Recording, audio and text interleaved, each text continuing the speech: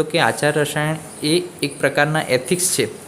આપણે આચાર એટલે કે અથાણું નથી, પરંતુ એક પ્રકારના નિયમોનું પાલન કરવું છે.